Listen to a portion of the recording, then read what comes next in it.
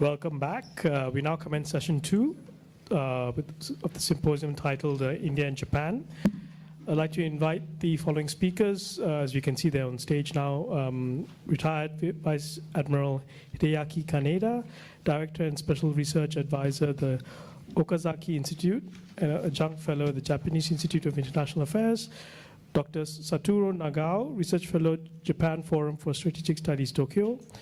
Mr. Eitaro Kojima, Deputy Managing Director, Economic Information Division, Japan External Trade Organization, Singapore, and Dr. Rupak Jyoti Bora, Visiting Research Fellow, ISAS and US. Chairperson for the session is Dr. Iftekhar Chowdhury, Principal Research Fellow, ISAS and US, and former Foreign Minister for Bangladesh. I now pass the floor to our Chairman to commence the session. Thank you, Amresh. Okay, let us move on seamlessly to the next phase of the workshop, now that we are fortified by the very English afternoon tea. But perhaps you'd much rather it was Japanese ceremonial. But nonetheless, this is the best we could have done. This session is going to be, broadly speaking, on India-Japan relations. And we are focused on this at a point in time when the global matrix is rapidly altering.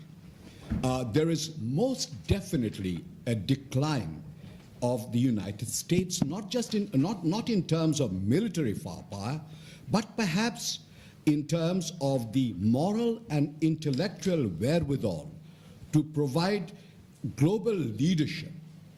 In any case, the preponderant emotion in America is in itself is the predilection to move away from globalization, not for the reasons of Stiglitz, but for reasons of a change in emotions of perhaps the American ethos, which is broadly shared across the American spectrum.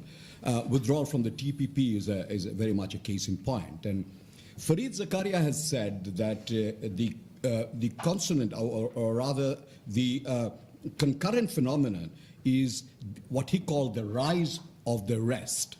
And rest would inevitably include the major Asian global players, China, of course, but also India and Japan.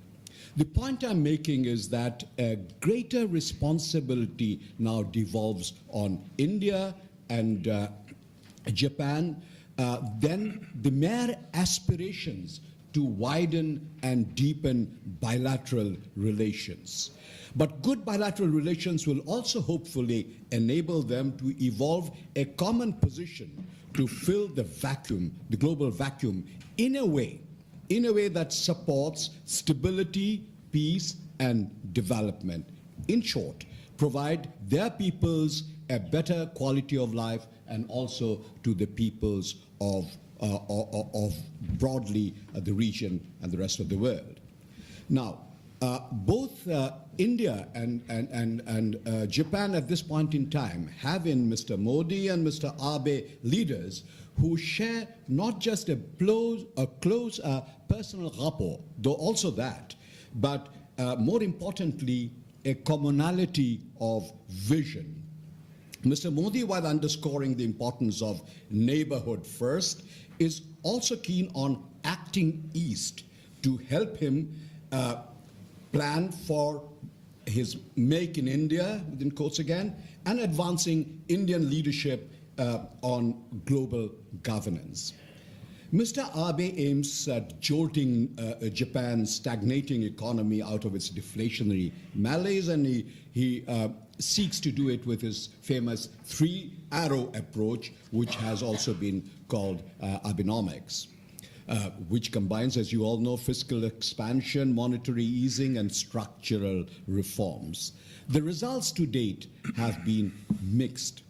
While relationship with the United States has been described by him as the cornerstone of Japan's foreign policy, though it took a bit of a beating from Mr. Trump at the initial stages, he is on the lookout, and unsurprisingly so, for more mature Asian partner to address the perceived challenges of an assertive China and as one can see at this point in time, a threatening atmosphere in the Korean Peninsula. India provides an answer. So let us examine how this logically compelling cooperative partnership between India and Japan is unfolding. So I shall begin by giving the floor. I shan't go into the bio notes, which are already there before you, but just merely introduce the speakers, all of them very distinguished, of course. The first speaker on my list is Vice-Admiral Hideaki Kaneda, who is the Director and Special Research Advisor of the Okazaki Institute and Adjunct Fellow, Japan Institute of International Affairs. Admiral? Yes, sir. Thank you. 20 minutes? 20 minutes. Good afternoon, ladies and gentlemen, and distinguished guests. I'm a retired Vice-Admiral Kaneda, the Director of the Okazaki Institute. I'm now presenting about the 20 minutes explanation.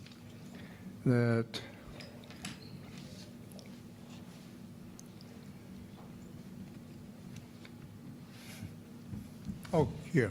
Okay. The greatest challenge to the maritime security in the Indo-Pacific region comes from the maritime aggressive advancement of China. China not only has nuclear weapons, missiles, air and maritime powers, but also rapidly modernize and strengthen capability in newer war capabilities, such as space and cyber.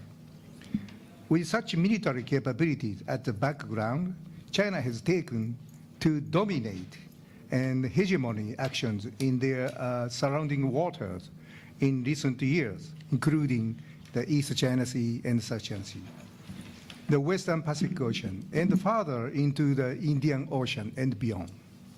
China's near sea and oceanic advancement has caused various friction with its neighboring nations of North and Southeast Asia, and even with the entire Indo-Pacific region, raising caution and concern in regional and international communities. China claims their jurisdiction over almost entire South China Sea and has repeatedly invoked the incidents of confrontations and disputes with surrounding nations such as Vietnam and the Philippines. In recent years, China has further expanded actions in ignorance of the established international laws, land-feeding coral reefs and low tide elevation lands around exploratory islands, building runways and piers for military, and constructing the anti-air missile launchers. The Philippines filed the lawsuits against China to the Permanent Court of Arbitration, arguing that China's unilateral claim of jurisdiction over the South China Sea was unacceptable. In July 2016, the Philippines won the arbitration ruling that China's claim could not be accepted. Still, China showed no indication to accept the ruling and totally ignored the court's award. The international community, led by ASEAN countries, the US and Japan, strongly condemns China for such an action, but China has never shown any indication to accede to the ruling of the court. Chinese Navy made up its near-sea strategy in 1980s. Per that strategy, China's first island defense line, linking the Nansei Islands, Taiwan, the Philippines, Borneo, the Indochina Peninsula, is formulated to its absolute sea line of defense, containing the East and South China Sea. Moreover, backed up by the enforcing naval power, China has been expanding its frontier sea line of defense. toward eastern, making its second island defense line, linking the Izu Islands, the Bonin Islands, the Mariana Islands, and the New Guinea.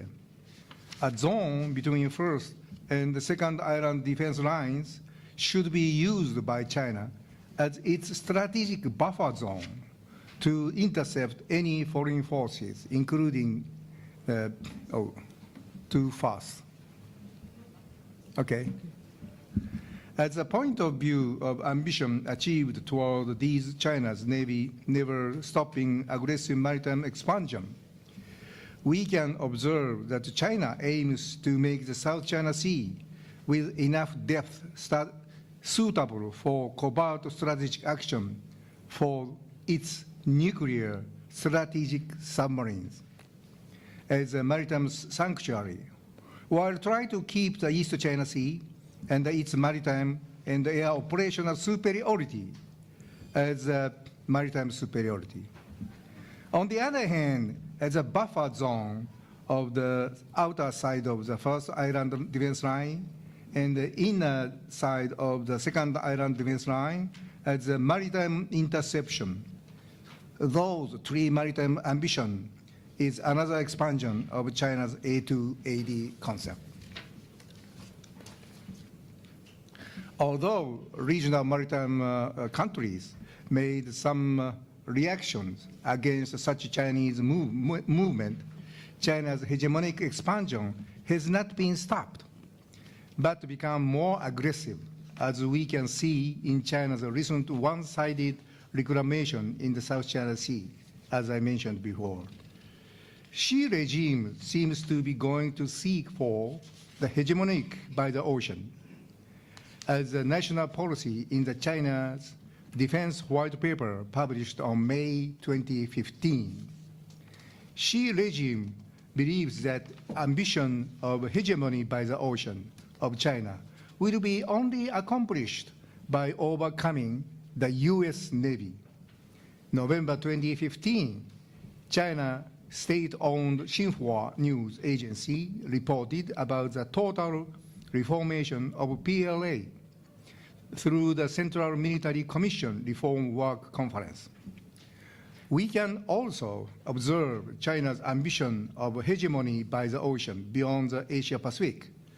For many decades, China has been constructing many strongholds, namely string of pearls, throughout northern coast in the Indo-Pacific, aiming for achieving its ambition of regional maritime hegemony. Based on this concept, China has been expanding its naval presence to the Indian Ocean. Xi regime is clearly showing up a similar concept of 21st century maritime Silk Road, or One Belt, One Road, in an evolving form of string of pearls. China in the future, politics, economy, in the military, such as all aspects, takes the stance of both hard and soft ways, seek to be a leader of the great China co-prosperity sphere. Right. Most of regional maritime nations are seeking to establish a less binding and more flexible system of collective maritime security cooperation. These nations frequently hold official and unofficial dialogue or exchange of security information among governmental agencies of relevant regional countries in the form of mutual needed maritime security cooperation. Furthermore, with the repetition of joint maritime exercise, the countries can build closer cooperative relationship. In fact, regional maritime countries have already advanced their maritime security cooperation as measures to respond to so-called non-traditional maritime challenges. These countries have made cooperative efforts in the past to respond toward common concerns on illegal trade and dealings so far. In addition, the Indo-Pacific region is prone to massive natural disasters such as earthquakes, typhoons, cyclones, tsunami, and others, so that most of regional maritime nations are actively reviewing the possibility to build a cooperative relationship with the regional reliable maritime powers, namely RRMP. なんでこれ言っちゃう？どんどん言っちゃうの？ RRMP, such as the US, Japan, Australia, and India. The RRMP not only possesses the common interests and stakes with regional maritime nations, but also share common mission and the capability to take more universal responsibility on maritime security as a public goods. To secure regional safety and prosperity. These are the countries to take a pivotal role in the maritime security of Indo-Pacific region, despite the differences in their policies and execution of policies. The RRMP have acted as responsible nations that possess sufficient willingness and capabilities to contribute to regional security and safety, overcoming their differences. Thus, most of regional maritime nations have expectations that the building and connecting of a seamless maritime security coalition, namely MSC, with the RRMP presiding over the whole region, will enable the pursuit of broader maritime security cooperation. They seek to strengthen cooperation with the RRMP in traditional and non-traditional fields of maritime security, including piracy protection, HADR, search and rescue operation, and connect MSCs seamlessly to cover the region in a form of non-alliance. Japan has already developed such efforts to promote maritime security cooperation with ASEAN countries, mainly by Maritime Self-Defense Force and Coast Guard. For the recent example, at the Japan-ASEAN Defense Ministers meeting last November, Japan presented the so-called Vientiane's Vision, VV, and promised to actively contribute to maritime security in Southeast Asia. Under this vision, through May to July this year, JS Izumo, large ship, and other ships were cruising around Indian Ocean and Southeast Asian and conducted joint exercise with the regional navies at the opportunity to participate in the Japan-US-India Malabar exercise. Also, Japan's defense minister spoke at the Shangri-La Dialogue in June 2017 and emphasized that Japan continued to focus on three commitments, 3C, to promote confidence, to build capabilities, and promise to coordinate efforts with its allies, the US, and with its strategic partners of Australia and India to contribute to the regional security. Moreover, even Trump administration attitude toward regional security cooperation may invite some doubts or ambiguous.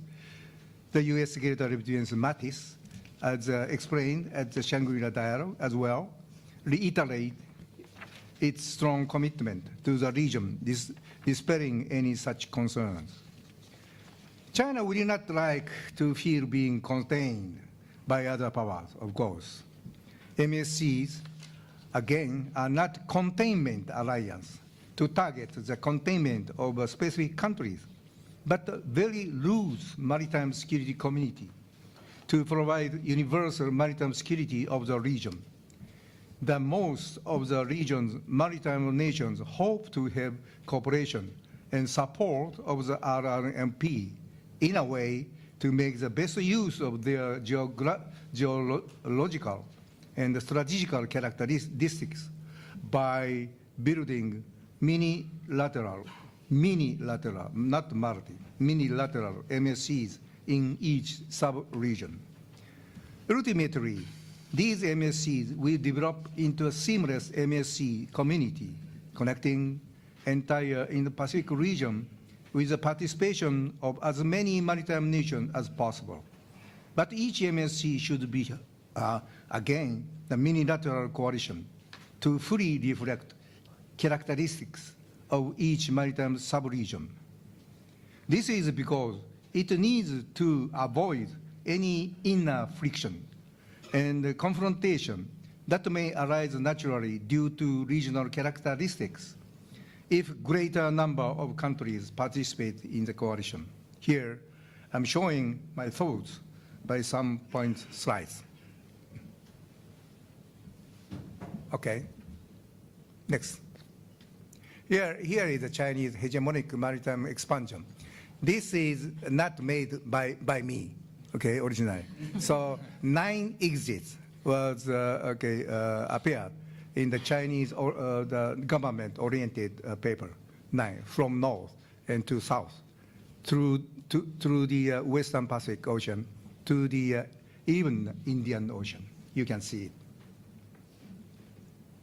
Hi, next please. Here is a seamless chain of maritime security coalitions. Center of the coalition would be Japan, US, Australia, in the middle, of yellow-colored, larger circle. And in the ocean, India, Japan, Australia, and the US, maybe a circle. And each red color, smaller circle, would be the so-called sub-regional maritime security coalition from the north, South Korea, Taiwan, Philippines, Vietnam, Indonesia, and Singapore, and the Indian Ocean. I hope the Sri Lanka would be a member. Hi, please. Please. This is sea traffic in throughout the Indian Ocean. How big the main route? Hi, please. So we need to extend our maritime security coalition throughout Indian Ocean, Mediterranean Sea, and Atlantic Ocean, and Central and Eastern Pacific Ocean. And then here is Abe-san in 1914 at the Shangri-La Dialogue, which I also attended. Hi, please. Proactive contribution to peace, Abe's speech at the Shangri-La Dialogue. Japan for the rule of law, Asia for the rule of law, and the rule of law for all of us. Peace and the prosperity in Asia forevermore. 3 principles of the rule of law at sea: law, no use of force, peaceful settlement. Japan will spare no effort to make regional stability, peace, and prosperity. Here is about 10 days ago, Mr. Modi and Abe-san, just the 10th Japan-India summit talks. Hi, please. Abe and Modi summit meeting in Guadalajara. Abe and Modi reaffirmed the importance of freedom of navigation and agreed to promote cooperation on maritime security among the 2 countries, plus the US. In apparent reference to China's growing influence in the Indian Ocean, as well as the East China Sea and the South China Sea. Okay, thank you very much. Thank you very much, Admiral. Well, the quality, thank you very much, absolutely. Perfect timing, and also now that we see that the quality of the content of talks have shifted from broad economic cooperation to possibilities of cooperation and avoidance of conflict at sea, and I'm sure it has stimulated a lot of thought. Now, next on my list is Dr. Satoru Nagao, Research Fellow from Japan Forum of Strategic Studies. he asks, or he says, Japan asks, does India matter? I'm guessing his answer is yes. Okay. Dr. Nagao, you have the floor. Thank you very much for giving a chance to speak. And yes, the answer is already clear, but I will explain why. So, does India matter? This is the title. Do not blame me about this title, because this title, when Dr. Rupak Bor asked me, this is a good title, he said, so he is responsible to blame me. And, but this is interesting topic. Not move. Oh, okay. When we think about Japan, okay, I need to explain a little more. If you cannot catch my English, my Japanese accent, too broken sometimes, or if you want to sleep during my presentation, you can. But after that, let's see the presentation. You will get back to the presentation. So that means the most of the sentence written in this presentation. But I will start. When we think about Japan-India security relation as they stand today, it must be forgotten that Japan is located far from India.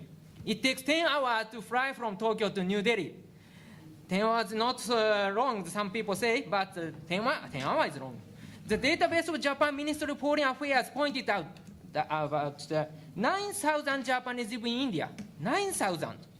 From 2,000 to increase to the 9,000, this is drastically increased indeed.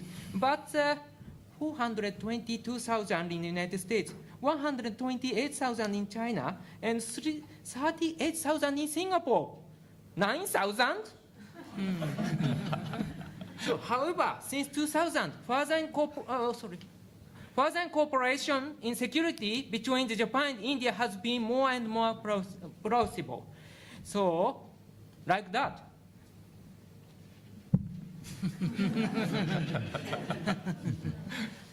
So, for example, the Japan, India, US Foreign Minister level trilateral dialogue, the symposium, the exercises, infrastructure project.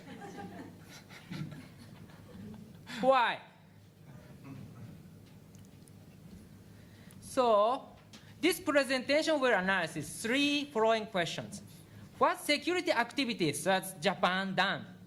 And why had Japan tried to share more security burden? And what can Japan-India cooperation do? So what security activities has Japan done? Firstly, it is important for Japan to enhance security cooperation with other US allies and friendly countries like Australia, United Kingdom, France, have a long record as a US ally. So Japan cooperates activity with these countries by sharing information, holding joint exercises, by developing and producing defense equipment jointly. So the examples maybe like that.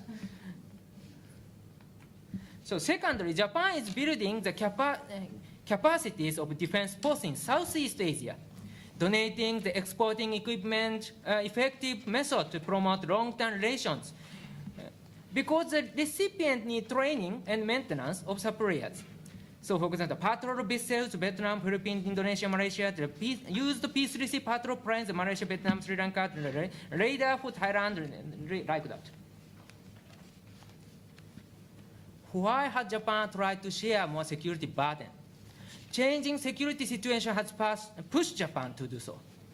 For a long time, bilateral alliance led by United States, such as those of Japan-US, US-South Korea, US-Philippines, US-Australia, have maintained order in the Indo-Pacific as an old system, and which called hub and spoke system. In the system, the deep defense relation is lacking among the allies. For example, Japan and Australia both are US allies, but Japan and Australia is not allied. So under this system, US allies and friendly countries are heavily dependent on US military power. However, salient feature of the recent security situation is changing US-China military balance. For example, during 2000 to 2060, US commissioned 40 new submarines. During the same period, China commissioned 43. So, of course, US product is better than the China's, but US military influence has been declining gradually. currently new security framework has emerged. The framework is security network of numerous bilateral, trilateral, quadrilateral, other multilateral cooperative relationships among US allies and friendly countries.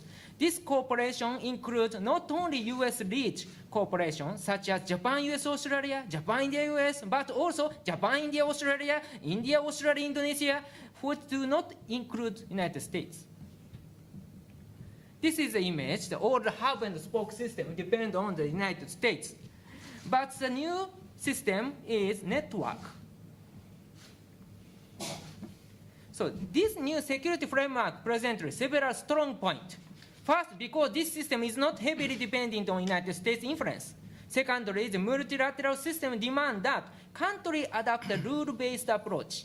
For that reason, if China and Russia act responsibly under agreed set of rules, they might be allowed to join. And furthermore, because this system includes Southeast Asian countries, India, that have rising influence, the security framework can maintain sufficient power for a long time. So therefore, in this system, cooperation between proactive Japan and rising India will be deciding factor. The Prime Minister Modi's statement expressed the situation exactly. The 21st century belongs to Asia. But how the 21st century will be depending on how strong and progressive the India-Japan ties are. What can Japan-India cooperation do?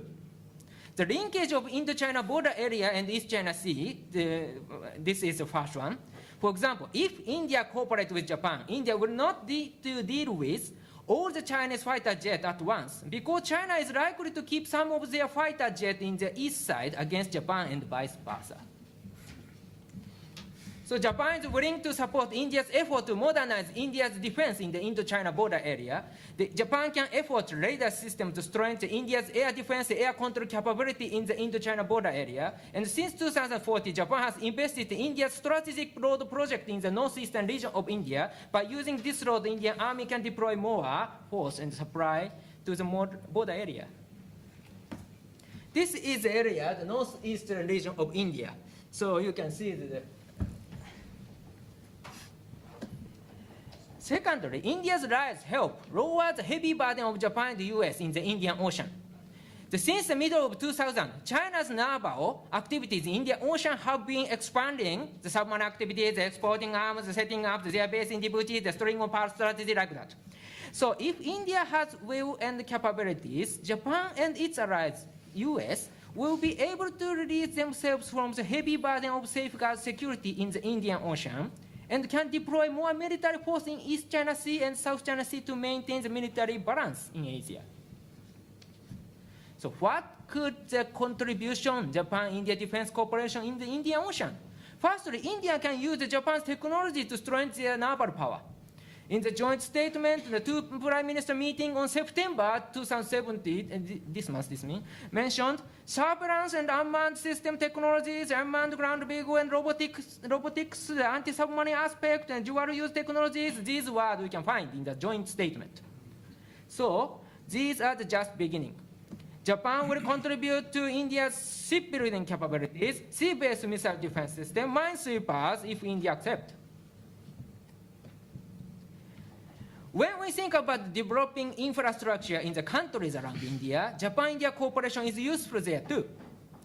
If the Trincomalee port project succeeded, then the importance of Hambantota port for Sri Lanka will decline, because too much port they do not need. And the possibility exists that Chabahar port project can mitigate the importance of the Chinese Gwadar port in Pakistan. So for Central Asia to go to the Indian Ocean, the two choices they can choose, but only one choice they depend on. So Asia-Africa growth corridor affects China's growing influence in Africa. So this is area you can find the Trincomalee here, Hambantota here, the Colombo. So China developed the Hambantota, and now Japan, India cooperation will start in Trincomalee. Chabahar port is here, and Gwadar port is here. China and Japan, Japan. So from Central Asia, this is the route.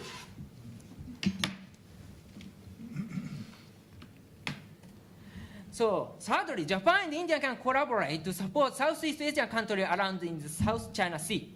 Southeast Asia countries around South China Sea need to amalgamate their leadership as one integrated power and beef up their military power with a trustworthy partner to provide coastal countries military support. Both Japan and India has already started to support armed forces in Southeast Asia. Especially India-Vietnam security cooperation is very deep, as developed.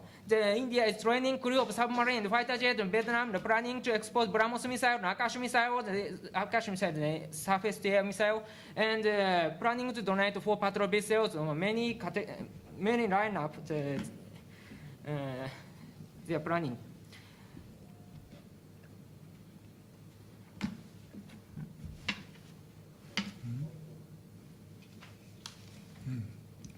Okay. In addition, Japan has invested in India's strategic road project in the northeastern region of India. I have already explained, but this is another aspect. And if road connection were made to increase India-Southeast Asia trade, the possibility exists growing India-Southeast Asian trade could mitigate China's influence in Southeast Asia. And furthermore, in the Andaman Nicobar Island in India, Japan is planning to support infrastructure project. If Japan invests in infrastructure project in Andaman Nicobar Island, this infrastructure project enhances India's naval capability to detect China's submarine activities. So, same map again. This is Andaman Nicobar Island, and this is northeast region. So connect the roads, the economic relation will deepen, the share of China will decline, and this is Andaman Nicobar Island, just exit of the Malacca, and view from the air that they can deploy.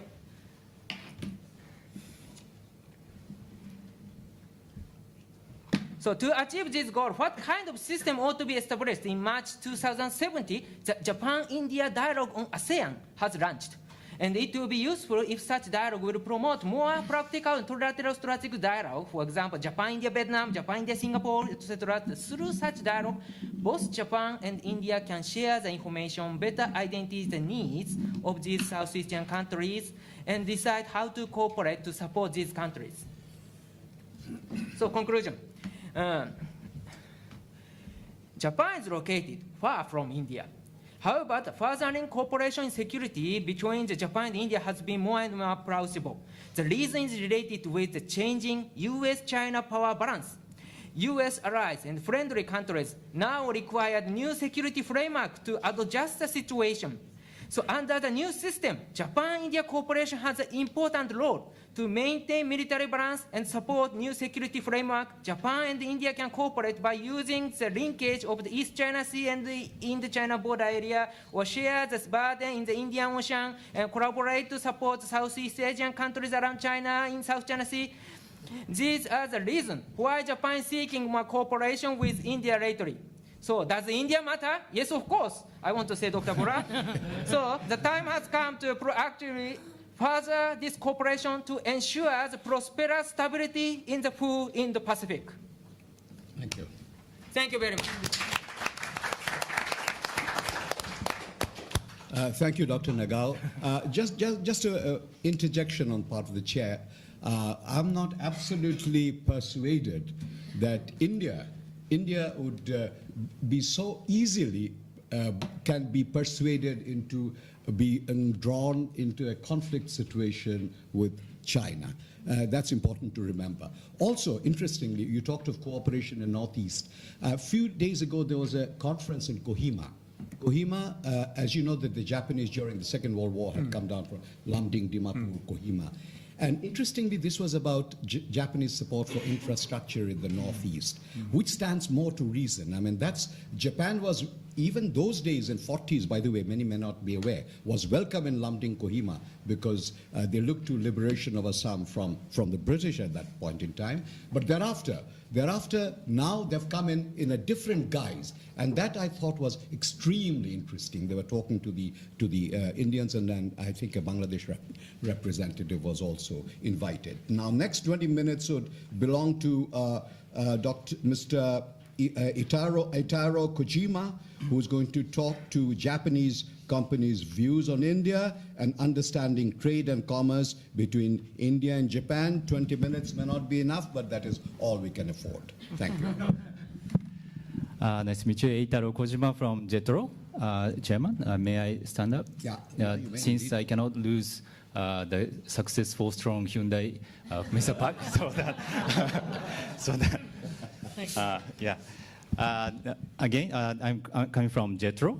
You may heard about JETRO, but let me introduce JETRO. JETRO is Japan External Trade Organization and the Ministry of Economic Trade and Industry, METI, of Japanese government.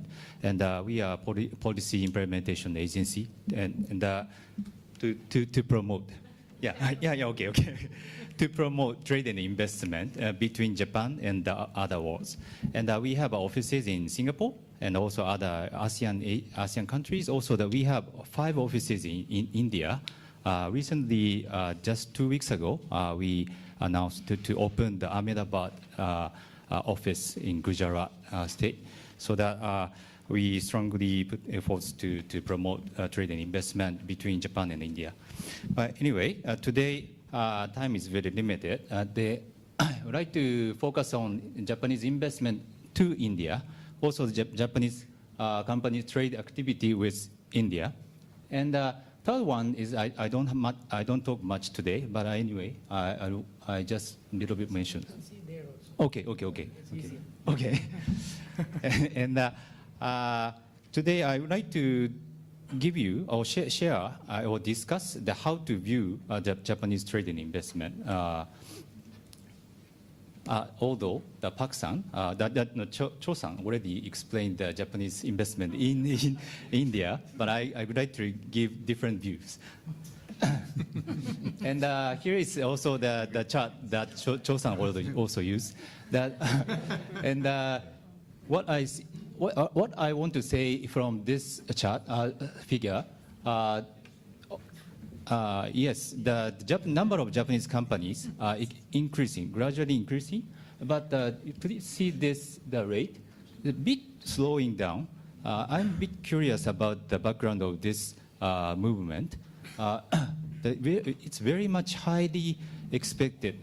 The JBIC, you may heard about JBIC is also Japanese government rated organization that also do some survey, and that survey also shows 3 consecutive years India took 3 promising countries of Japanese government of Japanese companies investment, so that 3 consecutive years high the top number 1 promising country, but this number also limited.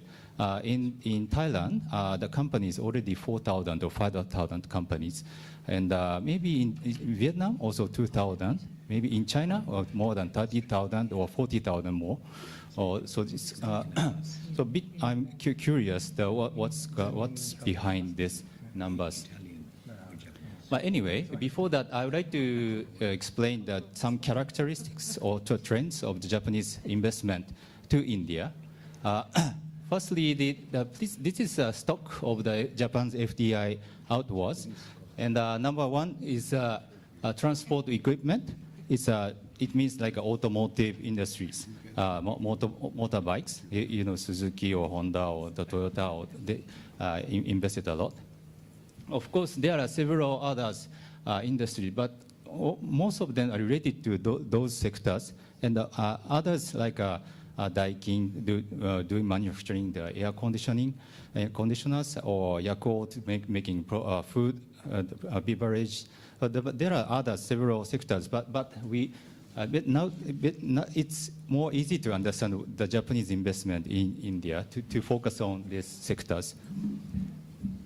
Then this is the map of the Japanese company in India. This is I just showed the numbers, number of companies of headquarters, parent company of the India, Japanese companies in India.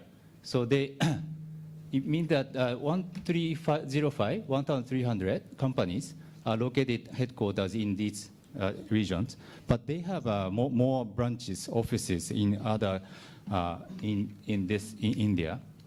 So you may also refer this 4,500 offices. Then how to see is the big agglomeration in the north parts. It's Suzuki, Honda also located in Haryana, and then and also this south part, also the big agglomeration, the Nissan or Toyota or related companies, or Yamaha also there. So, and then a newly emerging area is this Rajasthan, the Gujarat. Gujarat. Suzuki decided to already started to manufacture the cars in Gujarat, and then it's going to be like 750,000 cars in the future, so that Japanese companies start to looking at this region too. So, and then this Maharashtra is a bit different characteristics. The banks, life insurance, securities, shipping companies are there, so that you may get some image. And one of the characteristics of the M&A recently, of course, there are many greenfields investment to the India, but Japanese companies around this year start to do M&A in India to get into the India market. So that in this 2014, only from the statistics from the Thomson Reuters, but this shows the #1 destination of M&A was India. So that about 60% of this M&A is going to manufacturing sector. So to have a sales network in India, so that also the companies who has good techniques, so that it's the Japanese company can try to merge, to try to acquire in India to get into the market. Because it's a bit difficult for Japanese companies also to get into the market by themselves only. So also one of the other characteristics of this role of Japanese RHQ in Singapore, so that we cannot see, we cannot grasp the Japanese investment in India only from the Japan aspect. So that investment not only coming from Japan, also investment coming from Singapore or maybe Thailand, so that region is the Japanese companies' activities getting wide, and they do business from this Singapore to India or from Thailand, so that you may we can grasp more wide image. And then this is the result of our survey, RHQ survey in Singapore 2 years ago. There at that time, from our survey, half of the 90 companies had RHQ function in Singapore, and out of that, they have 66% are covering the India, and then out of that, about 46% has a subsidiary that the shares in Japanese company in India, so that they invested from Singapore, so that and moreover, the 16% companies going to have more shares from Singapore, so that this is getting strong connection from Singapore side. So that this is also the one characteristics. Then I would like to discuss a bit about the first question, that it's limited to investment to India, so that compared to the other countries, I purely think that why small?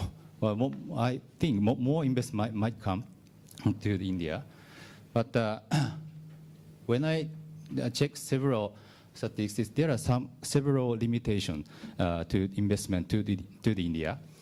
One is limitation of export-oriented companies in India. Of course, everybody knows India has a big, huge market. It's a potential, and so many of the Japanese company going to the India to to get into the domestic market. So so this is a ratio of the export. This is a ratio of the export sales among their total sales volume. So that India is the least the country that only 14% are exporting. It means most of them are selling into the domestic market. So that those exporting countries, the company who would like to export to other world, go into China or Asian countries, maybe Vietnam or Thailand, or those countries. And other limitation is limitation of small SMEs. A bit. This is our survey to the Japanese company in Japan. That this is only this is 30%. 30% ratio of the small medium enterprise among the total number of respondents. So that this number is quite low compared to the other Asian countries. And why? I assume it's for SMEs to get into the India market. One significant characteristic is local vendors, local companies. They are very much competitive. So the Park-san also mentioned that the Japanese company can procure from the local market. So that SME, if the SME also goes to the India, they have to compete them. So it's very difficult, very big hurdles. So that maybe that is one of the reasons. So that then I also would like to add one more limitation is that newcomers. Newcomer is a bit limited at this moment. The big company is already there, so that SME cannot go easily. And then, but the big companies are expanding their offices inside India, so that only one company, but the 4 offices over there, two factories there, so that it's a bit difficult to grasp the only from the number of the companies. So that is also addition. And Japanese company trade activity with India. Also, this is also expanded. That compared to the 10 years ago, almost double. But India side trade, only 1% or 2% import-export. Also, very much limited. So sorry that this is a very small numbers, but especially export to Japan is natural resources, petrochemicals to Japan, and from Japan to India, it's machinery like a capital machineries, also the like inputs, automotive parts or something like that. It's coming from Japan, and. Before thinking about the limitation of trade, we like to introduce the deepening of the trade between both countries. That this is number of issuance of the CO, Certificate of Origin, based on the FTA, India, Japan, SEPA. So that the more companies using the SEPA. To trade between Japan and India. Also, this is our survey to the Japanese company in India.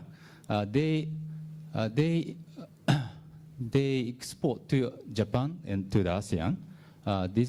The number of companies. Out of them, they are using the FTAs. So that to Japan, also ASEAN. Also, the companies who are importing in India, they are using the Japan, India, SEPA, also the ASEAN FTAs. So that we cannot see only trade between Japan and India. We have to see this side also, that trade between the ASEAN and India, so that we cannot grasp all the image of the Japanese activity in India. So that is also the one background. Also, this is the figures that Japanese company in each countries, Thailand, Vietnam, Indonesia. So they are exporting to India and then using the FTAs. You may download our survey from this title. And I already explained one more reason, the limitation of the trade. This is a quite high figure of the local procurement. The Japanese companies in India try to procure the parts or raw materials from local market. Among the other countries, the quite high numbers next to China or Thailand. And then from local market, 73% is coming from local companies. And it means that very much competitive suppliers are there. That's also the behind of the SME limitation. Only 19% is coming from Japan affiliated companies in India. It's a bit different, like Thailand, or 52% is coming from Japanese affiliated companies in Thailand. But this is one of the characteristics.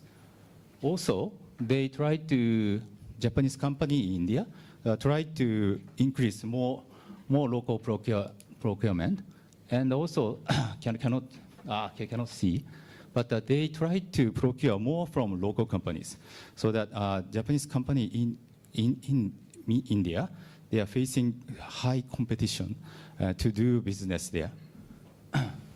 And the third one, I don't explain much, but I explain about the Japanese attitudes, activities in this related to investment trade. But there are several challenges in India itself, like insufficient infrastructure or time-consuming tax procedures, and so on. So might related to hinder some Japanese investment trade to the India. At the last, I would like to, the first one, I already explained that some limitation we can see, but based on our strong relationship, bilateral relationship, we are making much efforts. And once, like an example, is industrial zones designated only to Japanese companies are there. The Nimurana industrial zones, or also the Mandal industrial zone in Gujarat, or Pune industrial zone in Maharashtra. So that is kind of our efforts. Also we have to promote some importance of the India to promote more export from India to Middle East or Africa, or maybe also Europe, so that we are not much. I think we don't have much sites that the views that India can more close to that area compared to this region, so that maybe Japanese company should know aware this importance more. I think. Anyway, thank you. And how the infrastructure matters. The recently going on well, so that. And then this infrastructure development attracts more Japanese companies. But I think Mr. Rupak, Dr. Rupak also explained about this infrastructure much as. Thank you very much. Thank you. Thank you very much. Very informative, very analytical, and I'm sure there'll be lots of queries on this. I'll now give the floor to our own Rupak Jyoti Bara. He's a senior fellow, visiting research fellow, as you can see, and his specialty, his intellectual interest is infrastructures, and he's had a lot of Japanese exposure, as you'll see from his bio notes. Rupak, you have the floor. Thank you.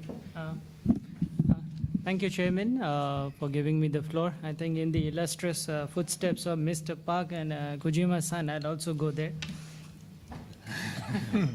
Footsteps indeed. Yes, footsteps. Be careful.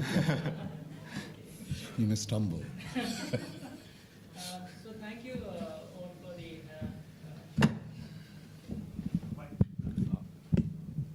Thank you all for the presentations, and I have a very tough task ahead of talking about Japan-India infrastructure cooperation. I'll specifically deal with infrastructure. Coming to the main areas of cooperation, I'll deal with the specific instances of cooperation in the infrastructure sector. One of the biggest projects was the Delhi Metro, which has changed the way the Indian capital travels. It was funded mostly by Japanese ODA and grant and loans. There's another big project that is actually in progress, which is the Delhi-Mumbai Industrial Corridor. Now, this corridor, it aims to link India's political capital, Delhi, with the economic capital, Mumbai. And there's also another project being built, which is the Chennai-Bangalore Industrial Corridor, which will be linking the two big software cities and also automobile hubs of Chennai and Bangalore.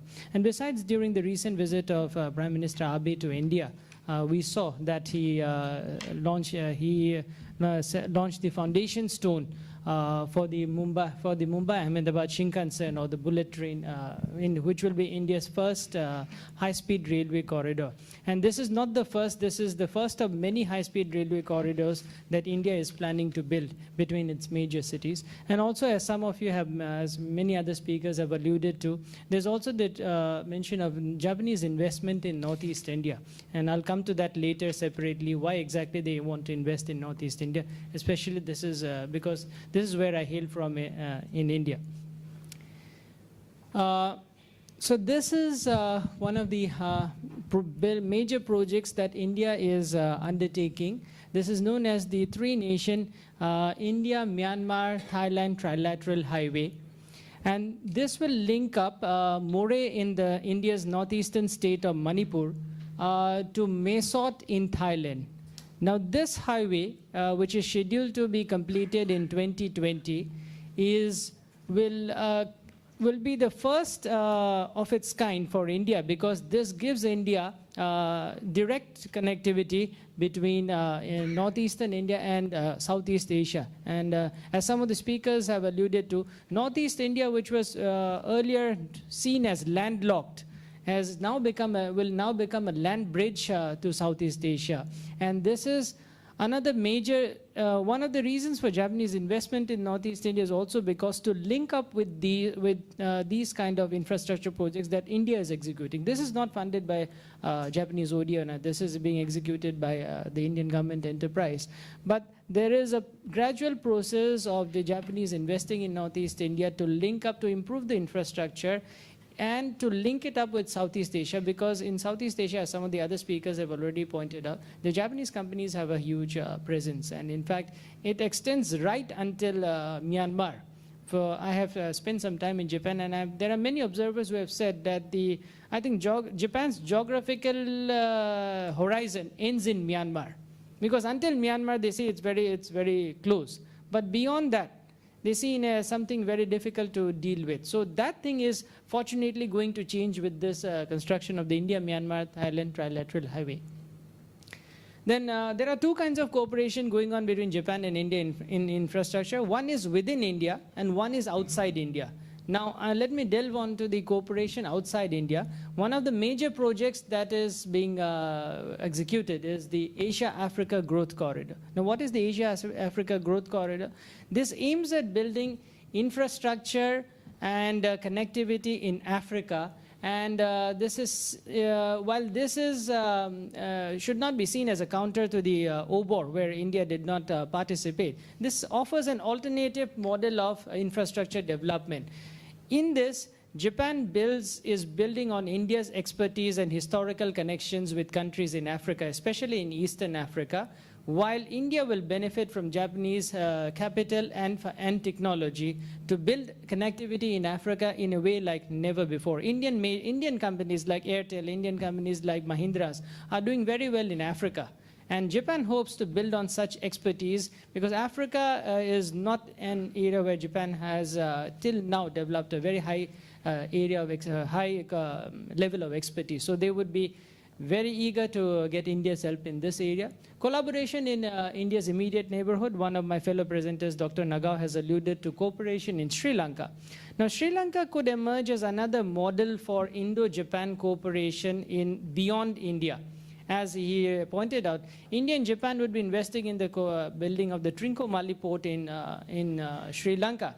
And this is being built on a very different model from the Hambantota, which is being built by Chinese funds.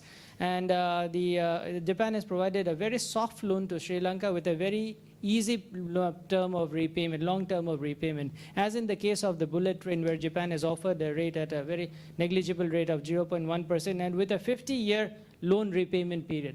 So this is another kind of cooperation that we would see, and maybe even in Chabahar in Iran. And why Japan is involved? Because Japan has, Japanese government has something like a, which is known as a Partnership for Quality Initiative. Note the emphasis on quality. So Japan has, this gels well with the Partnership for Quality Initiative, wherein Japanese government is trying to build high quality infrastructure in different parts of the world, especially in developing countries. Now this comes to, because we are based in Singapore and we are ISAS under NUS, there is we must talk about possibilities for cooperation with Singapore. A notable area could be ports, because Singapore, especially Singaporean companies like PSA, have high degree of expertise in operating ports. And this is also connected to the third point, Sagarmala project, which I will talk about later. Singapore also has excellent skills in flood management and waste management skills. And maybe there would certainly be opportunity for such takers in India. Now, under the Modi government, there have been different schemes like Swachh Bharat, Skills India and Make in India. So waste management and flood management would also be major areas, especially as India's, as we know, many a times major Indian cities have been caught up in floods. Mr. Kojima was recently, he said he caught up in floods in Mumbai, and he had to, he was caught in Mumbai for a day, and he had to catch the flight after a day. So this means flood management could also be a major area of cooperation between Japan, India, and Singapore.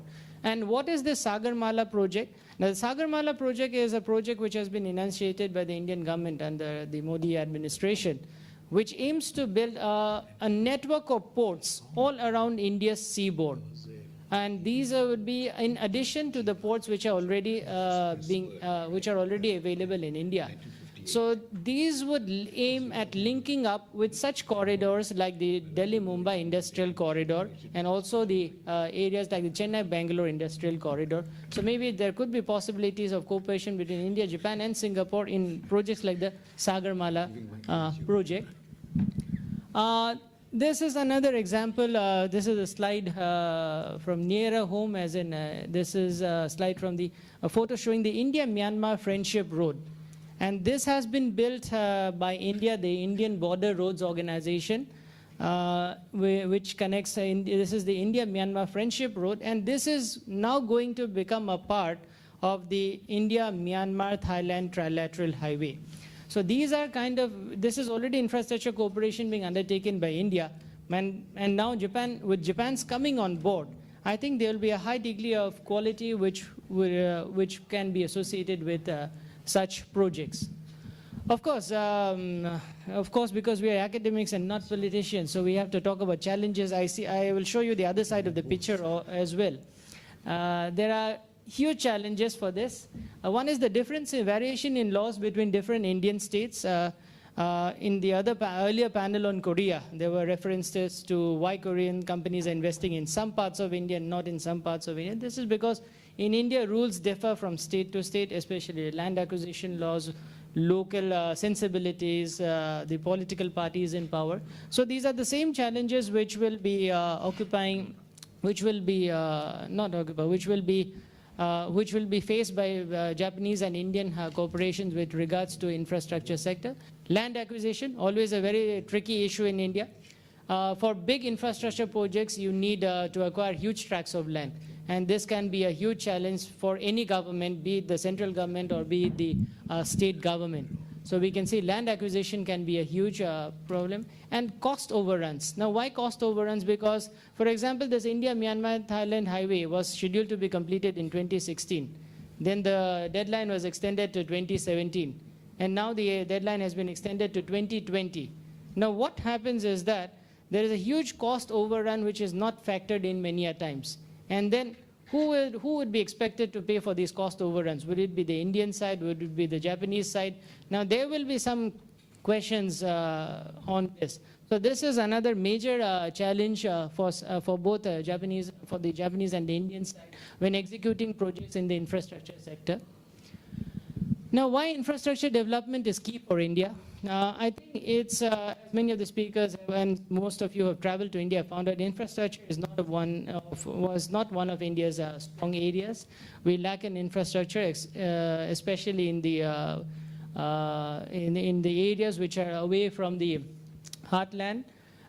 It's important for India. India is the fastest growing major economy in the world at present. But in order to continue that, it's important for infrastructure to link up the various parts and nooks and corners of the huge country. Because otherwise what it has happened is that there have been differences in levels of growth between different parts of the country. For example, the north and the south and the west have moved far more faster and much more ahead of the east in terms of levels of growth, in terms of GDP. As one of the presenters on the Korea panel has pointed out, the Gujarat's GDP could be higher than many of the other Indian states. And even the South Indian states like Karnataka, Tamil Nadu, their GDP is higher, maybe some of the Northeast Indian states. So this infrastructure development is important for India's foreign policy goals. And also it's important for India's foreign policy goals. Because India is now aiming to shift from being an aid recipient to be an aid donor. Although it receives maximum, the highest amount of Japanese aid, ODA, has been coming to India since 2003 and 2004. And although some people would like to believe that there's an altruism involved in ODA, it doesn't seem so even for India. India is not giving ODA to countries like Afghanistan, for example. Afghanistan, India is one of the biggest donors in Afghanistan, just behind United States, UK, Japan, and others. Why not so in Myanmar, and why not so in other countries? So obviously there's no free lunch, as we learned in international relations and economics. So it's important for India's foreign policy goals to undertake infrastructure development, especially in the border areas. And this is what the government is doing. For example, they built a tunnel in Jammu and Kashmir to have an all-weather road between the Jammu and the Kashmir Valley. So the foreign policy goals are also involved. And this is another example of the growing cooperation between India and India's push in the infrastructure sector. And this does not only involve on-land initiatives, this also involves initiatives in the maritime domain. Now you see, if we were to transport some goods from Kolkata to Myanmar, they would have to go through what is known as the chicken's neck, and for which now there's a big prize about the chicken's neck, Allah Bala, all over the world. It has to pass through the chicken's neck, through Northeast India, and go into Myanmar. But then the sea route is much faster and much closer. It's only 539 kilometers between the Kolkata port and the Sittwe port in Myanmar. So this is a project that India is undertaking in Myanmar, the Kaladan Multimodal Transit Transport Project. Although at its own sweet pace, it has also outlasted many of the deadlines. But the kind of push that India is giving in the infrastructure sector has not been seen in the years preceding. So this is a kind of a new push that is being given by the Indian government. And finally, what's the road, where do we move from here? The road ahead, Japan-India cooperation, infrastructure cooperation is expected to grow. The recent joint statement released during the Abe visit to India, it mentions that the Japanese ODA and investment is further going to increase, especially in areas like Northeast India. And there will be also projects involving the training of youths from India's northeastern region in Japan, which is known as the IRIS program. That's a new program coming up. Japan has been thinking about cooperation with India in the International North-South Transport Corridor project. Now, this is a project which links Central Asia to South Asia, from Iran, Azerbaijan, via to Mumbai. And this is where Japan is interested in partnering with India in the Chabahar project in Iran. By the way, as the crow flies, Chabahar is only around 80 miles from Gwadar. So there is a new kind of a competition that we could see in that part of the world. And finally, as I've already mentioned, the India-Myanmar trilateral highway can be a big project, especially because now India is thinking of extending this highway all the way to maybe to Vietnam. So because there are already pre-existing highways running from between Thailand and Vietnam, which is known as the East-West Corridor. So that could be, so India, we could, so someday my dream is to drive from my hometown in Guwahati to Vietnam. So it is going to be a possibility in the next few years. And of course, this shows how the scene is changing in the infrastructure field. And finally, so thank you for listening. This is a picture from my part of India in Sikkim. And as these kids are also looking forward to a bright future, and I also look forward to a bright future on the cooperation on the infrastructure front. Quick question, Rupak. You said the shorter sea route through Sittwe, but... yes, so yeah. to Sittwe and then overland. Overland. It has to. Overland, is it still shorter overland? Sittwe is a very troubled place. Yes, Sittwe would be troublesome, but but from Sittwe to the other parts of Myanmar, yes. Yeah. Okay. Thank you very much. Very good. Well done. Very well argued. Well presented. I'll now open the floor for Q&A. Professor Mitra, Anish, and a third, Deepinder in that order. Professor Mitra. We have had 4 fascinating presentations. Thank you all. In the interest of the limited time available for conversation, I'll allow myself only one question, and that question will be to Dr. Nagao. I'll tell you why I've chosen you. Because you used a concept I've not heard before, which is deeply pregnant with meaning, and it has got its element of danger. It needs to be spelled out. The concept is deep defense. Now, if deep defense indicates a binding military alliance, then India will have problems with it. Mind you, unlike Japan, nothing in Indian constitution prevents India from signing military alliances. It's just the binding nature of the stranglehold that Nehru has on Indian imagination. It used to be called non-alignment, and in spite of the beer hug and other antics, the current Prime Minister has not broken with non-alignment. He calls it by many other names, like friendship with all but alliance with none, or sabka saath, sabka vikash, be with all, development of all, or how to get help from everyone and invest with everyone. But when it comes to military alliance, I think the Modi government is not ready for it. On the other hand, what you say must have some deep implications for India, because India knows India is up against enemies who have binding military alliances with one another. I'm talking about China as the all-weather friend of Pakistan. And in recorded history, there is no example of a country who fought against 2 fronts at the same time and won. There is Napoleon, there is Hitler, I don't need to go on.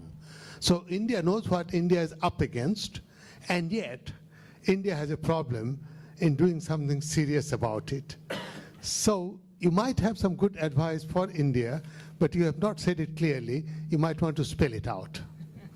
Okay, I mean, I'm absolutely with you in this, because that was the reason why I made that interjection that I did. I mean, no Article 5 in NATO terms between India and Japan, and that would probably not be acceptable in India.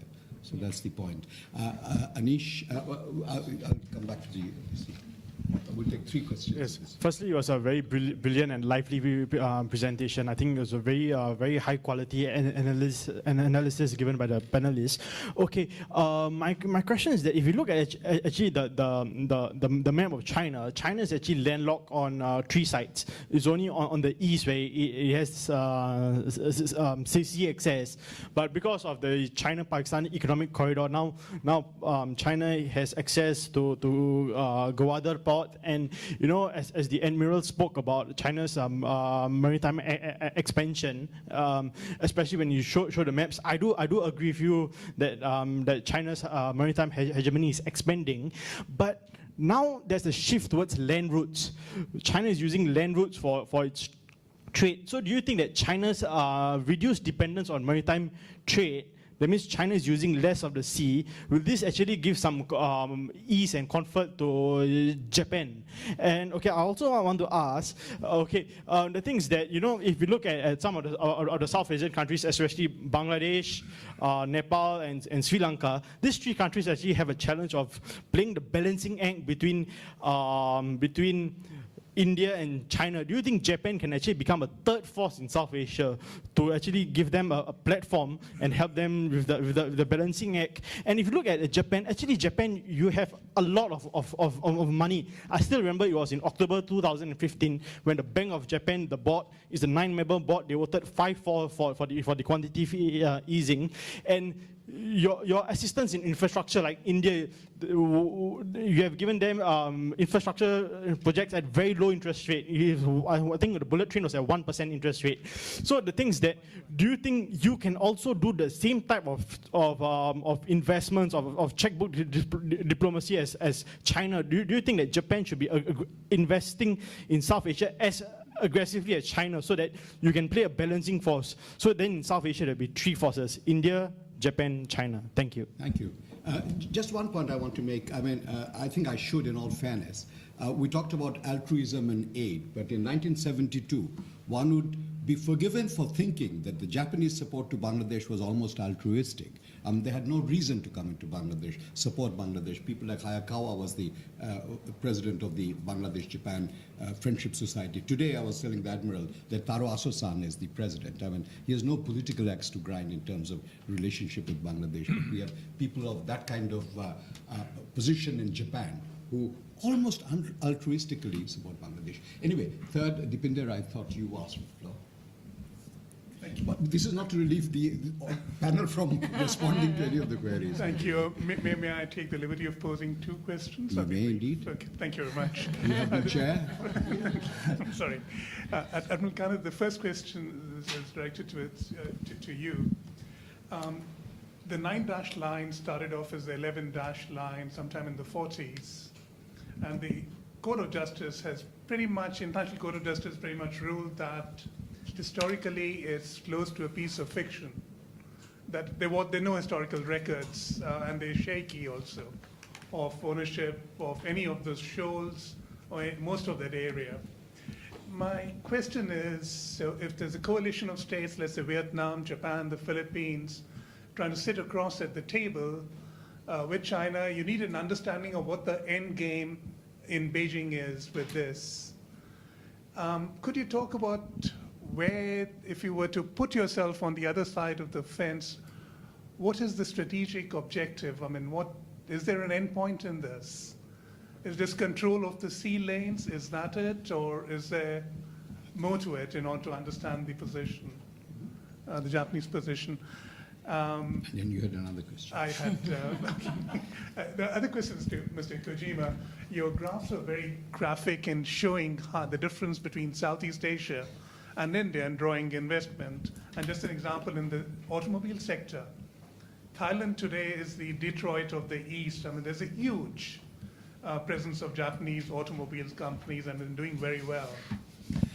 The map you showed in India showed a heavy concentration along what's called the National Capital Region, and that's Delhi, and that's why UP and Haryana have a huge concentration. My question is at a broad level. 2 parts. One, there's significant state level differences. Over the years, are you finding some states are becoming more proactive and creating conditions that are more attractive to get business as well? Secondly, looking at, this is a very broad question again, the experience of Southeast Asia, and if you show the graph to policymakers in Delhi, what lessons would you suggest? What do you take away? What are the takeaways from, let's say, Thailand, to be specific, in the automobile sector?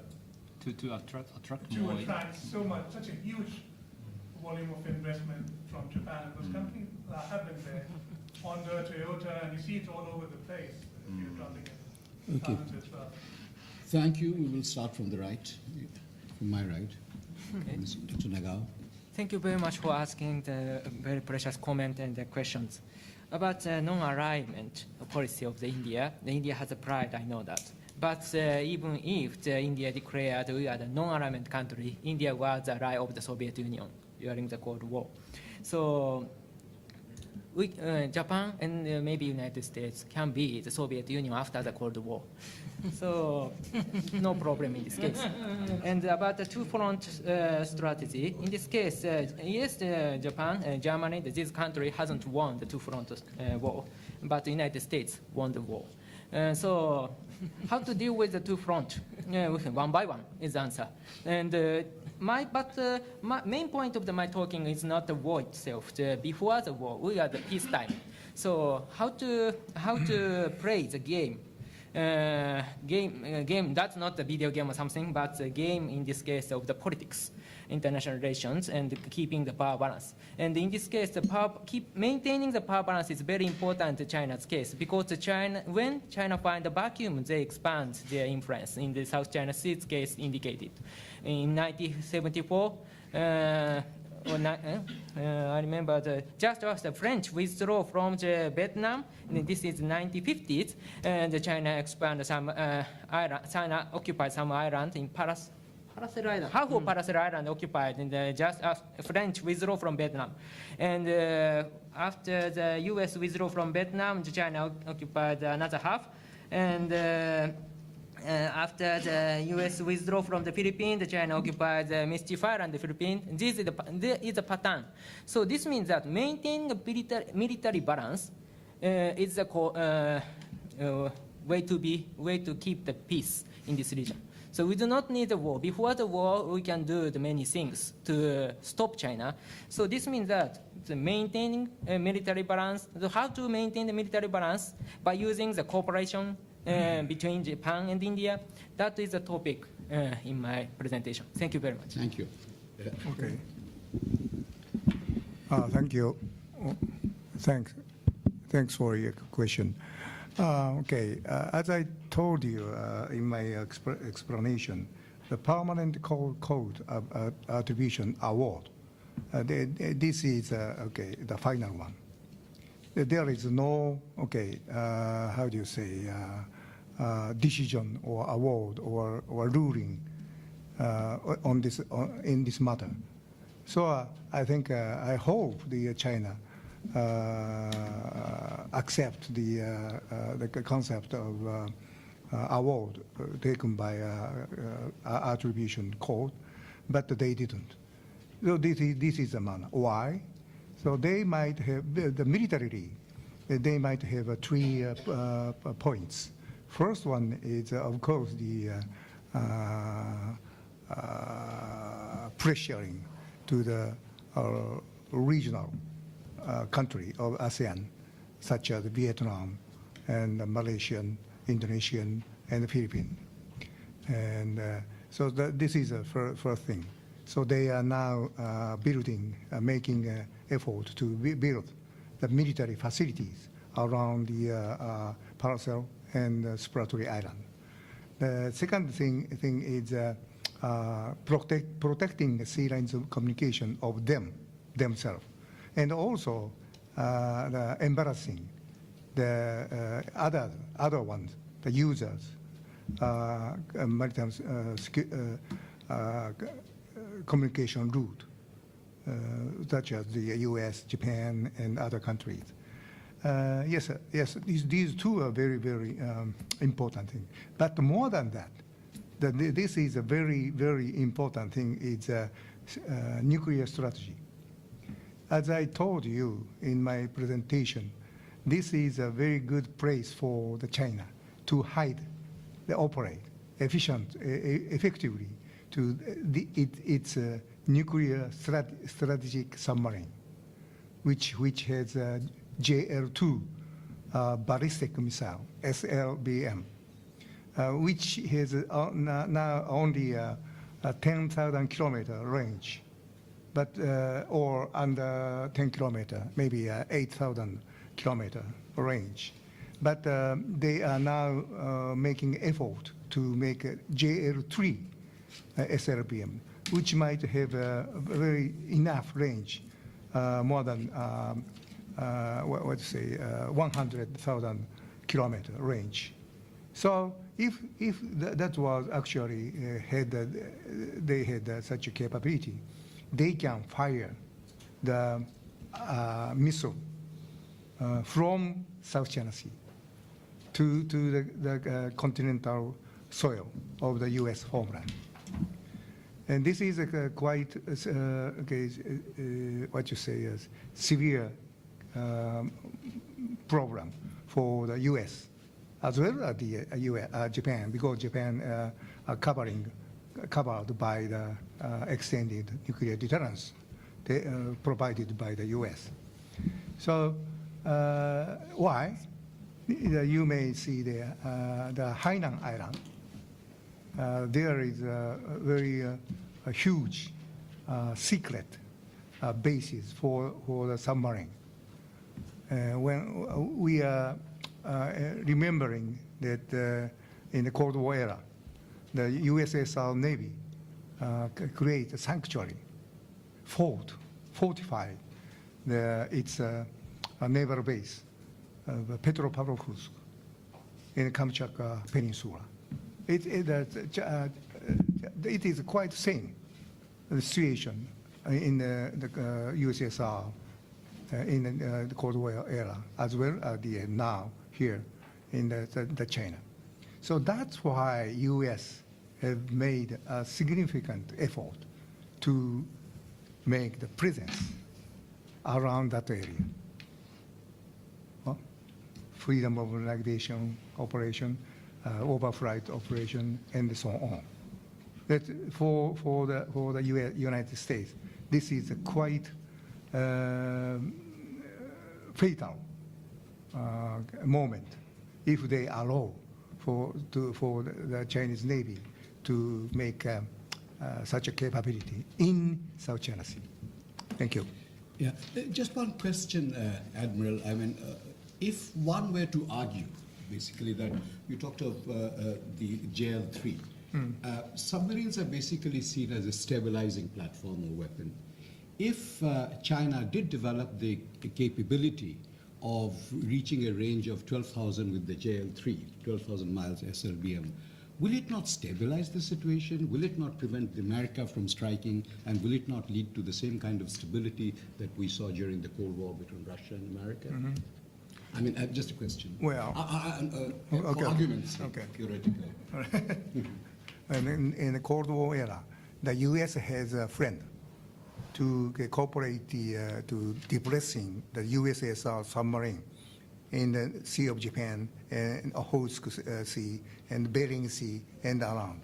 That's Japan's Navy. But now in the South China Sea, who is a friend, could be a friend to detect and chasing the submarine? I mean, it's a second strike weapon, so it stabilizes. What I mean is that it will deter. It will deter America from initiating a strike.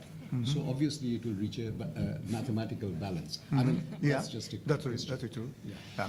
Okay, you quickly answer. Thank you.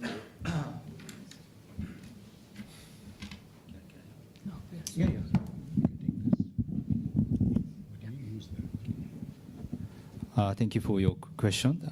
I don't have much knowledge capacity to answer your question, but I believe that many states in India, they do inter competition among the states. So that I think each state's making efforts, I think. But one thing I learned that with the cases that I introduced Nimurana.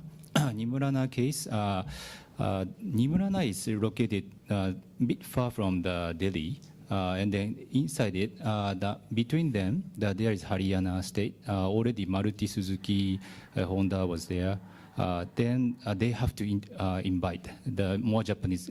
They wanted to invite investment to the Rajasthan state, so that's why they collaborated with Japan, and also JETRO to create the industrial zone.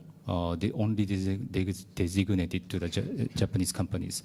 Right now, already 46 companies are there, only Japanese companies, and they commented that they're very supportive. The Rajasthan state is very supportive to them, and so that there is one example, and some other states also trying to do same practice.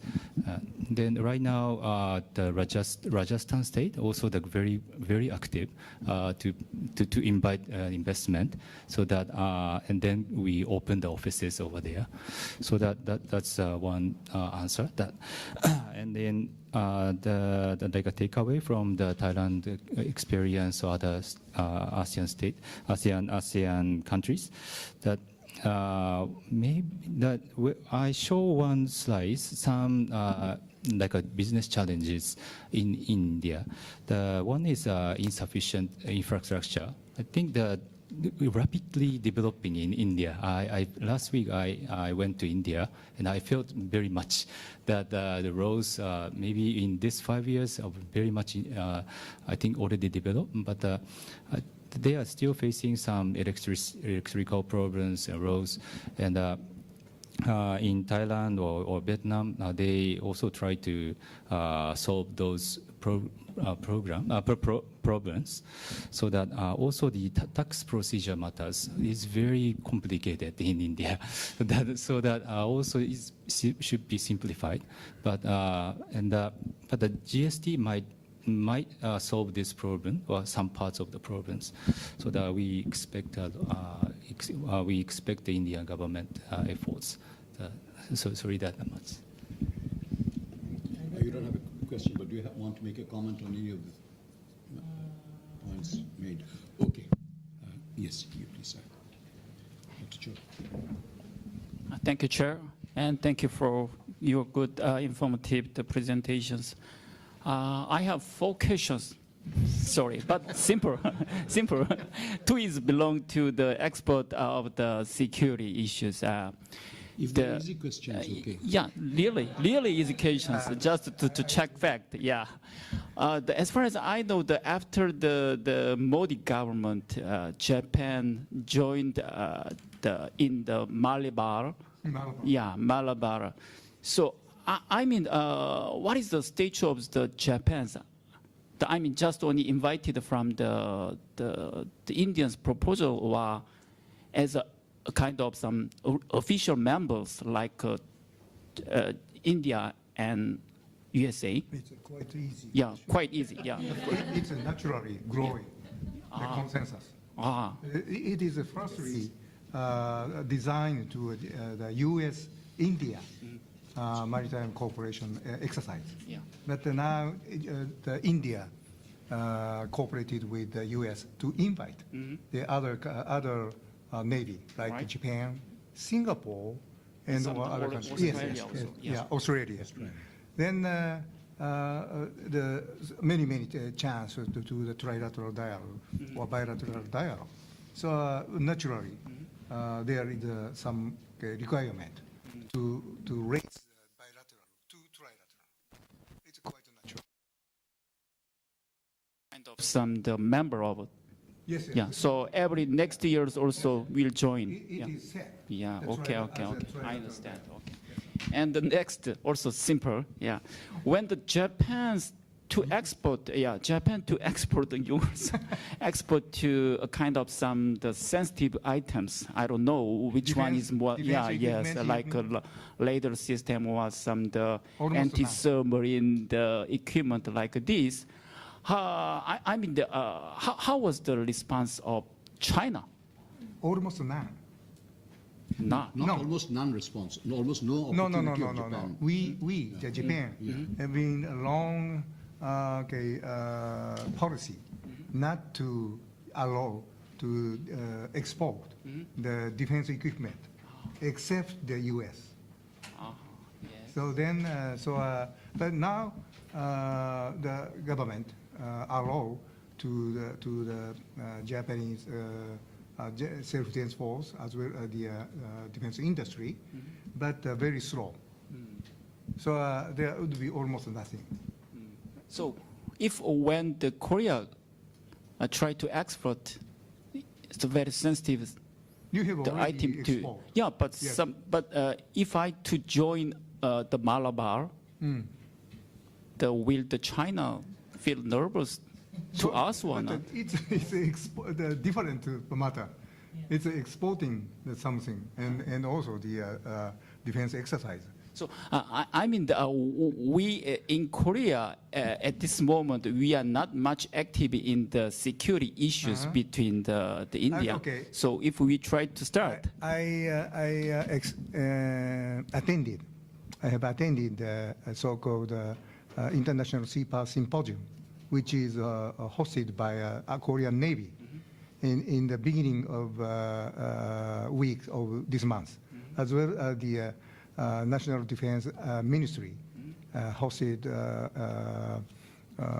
dialogues 1 week, right after, 2 days after Kim Jong-un presented the 6th nuclear experimental bomb. At that time, I presented to the audience and counterpart of the Korean Navy, why don't we make up more strong cooperative relationship between bilaterally or trilaterally, including the Japan. For instance, the BMD, Ballistic Missile Defense Corporation, and also the ASW, Anti-Submarine Warfare Corporation. They agree. Your side agreed with my idea. So I think there will be a much more progressing the better relationship between Japan and South Korea. thank you for the information from you, not my government. And I have Just let me say one thing on this. During the Cold War era, in Germany, there was this policy called Ostpolitik, you see, with the CDU and the sort of the grand coalition towards the union with East Germany. And the French used to say that I love Germany so much that I'm so glad there are two of them. and Mr. Yeah, just a bit sensitive. and Mr. Gozma, in this turn, you helped me. The first session, I help you. So something very interesting for me, especially to compare the Korea, the activities, the company's activities in India. One thing is the M&As. In the Korean companies do not use the M&A method. So the slide, around the 20 or the 30th case of M&A per years was happened. So is there any the method or the support system to them?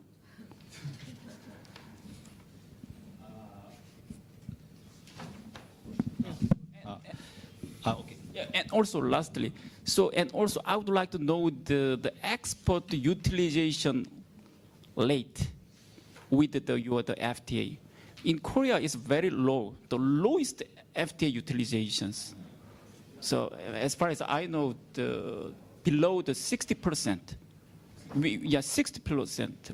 The Korean, the exporters do not much use the FTA to India, below the 60%. How about Japan's? Okay. one M&A cases, but that I think this is kind of recent trend. This many of them would like to do greenfield investment more, basically. But in India, it's not so easy to grasp the markets.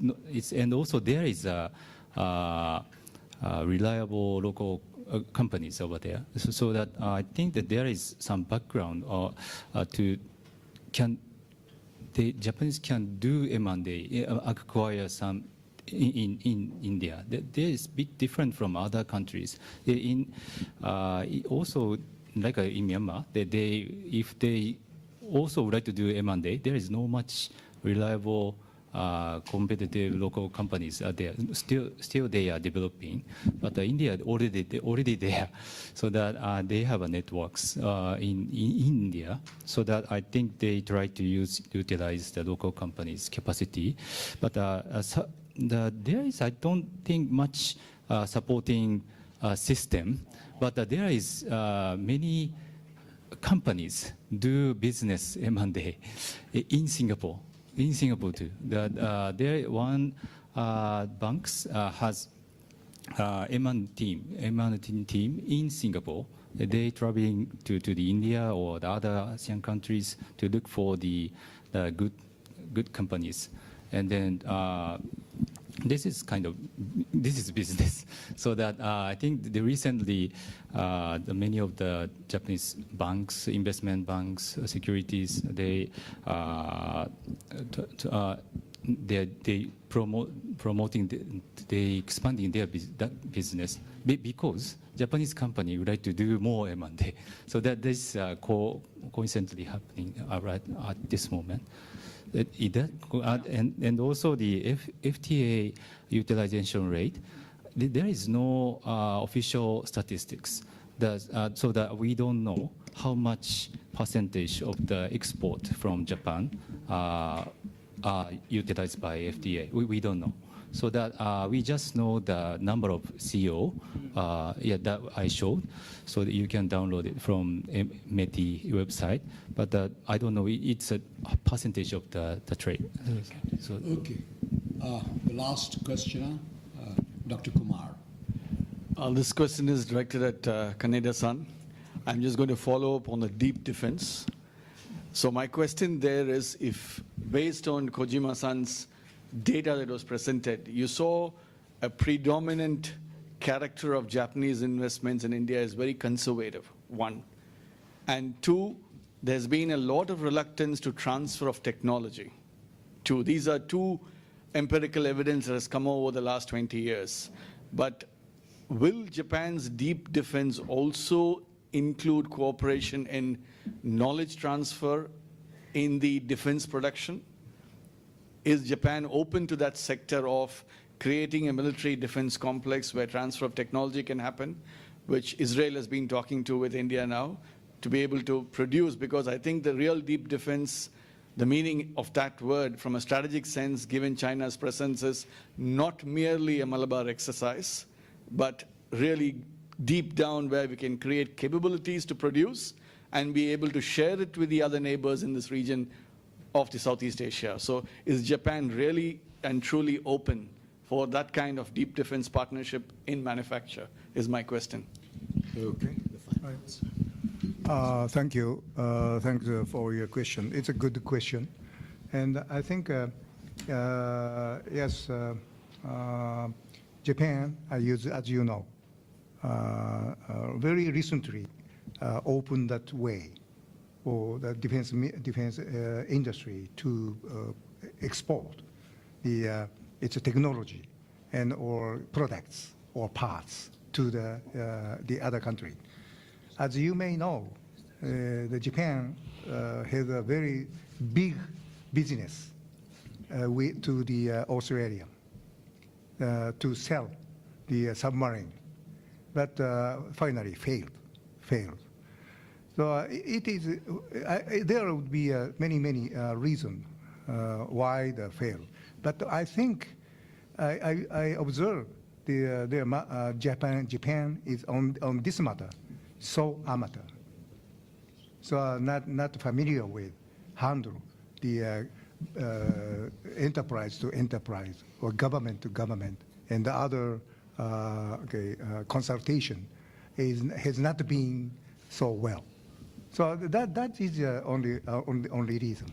And Japan and India, we have a very good example for US-2 amphibian ship, airship.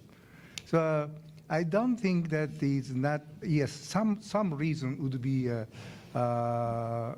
coming from the Japanese familiarization to handling this matter. But also, in your side, very, I'm sorry, but inefficient process within government is also the big problem. So we need to discuss more and more. Modi-san, Abe-san, now 11th meeting, okay? So we need to discuss more and more. Yeah, thank you. The discussion will be with Abe-san because on Thursday, this is breaking news, on Thursday, Abe-san will dissolve the parliament and call for snap elections, and hopefully nothing very much will change, and the discussions that you're talking about will continue. I hope much better. Much better. Okay. Yeah, much better. Add on this from the Indian side.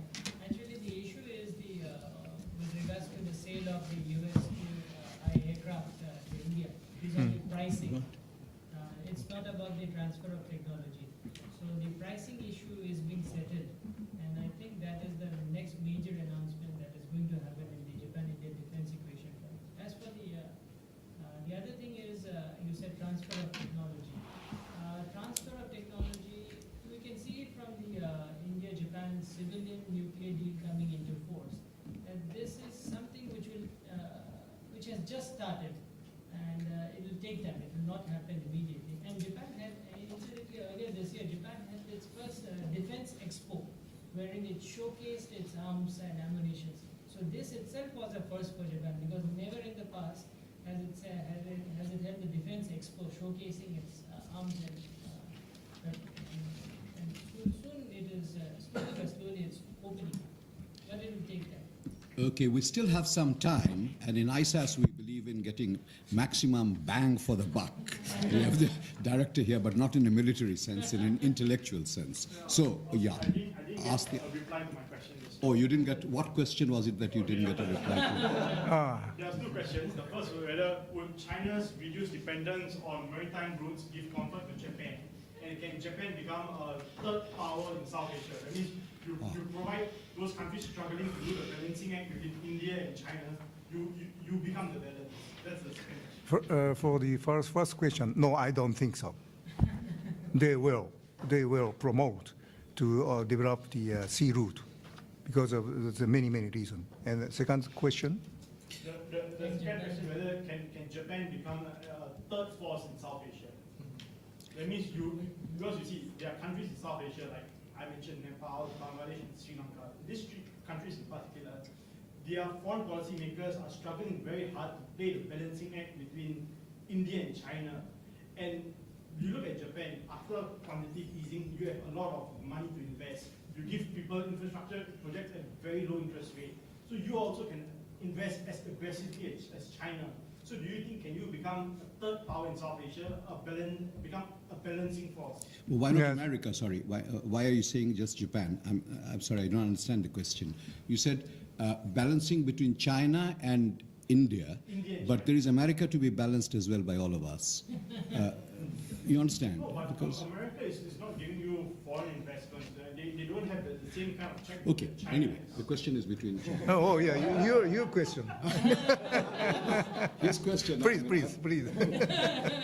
All right, I mean, okay, that is a sort of a perennial diplomatic challenge to all countries. I mean, you keep balancing, your interests are always very varied.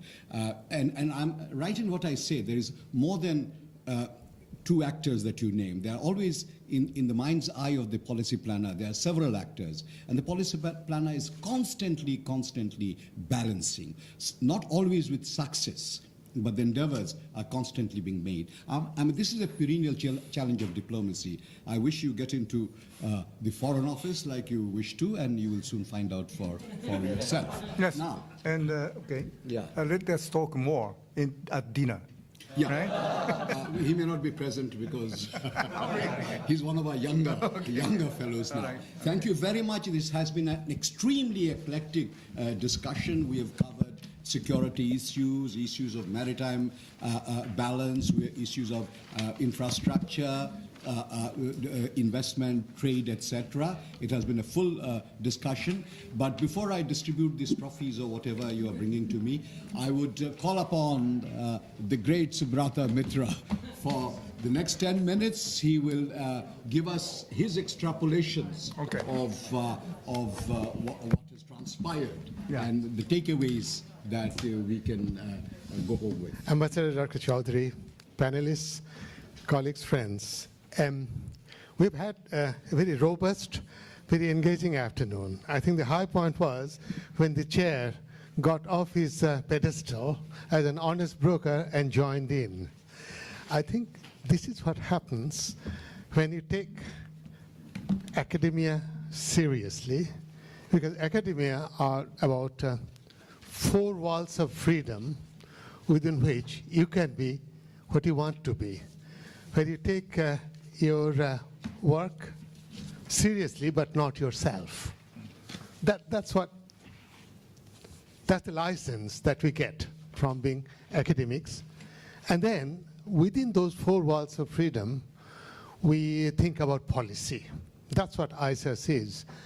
That's what makes it such a pleasant, such a robust academic community. I am a long retired, but not quite retiring man. For someone of my age to say that I have learned something today takes a lot. And I was wondering, why do I feel that way?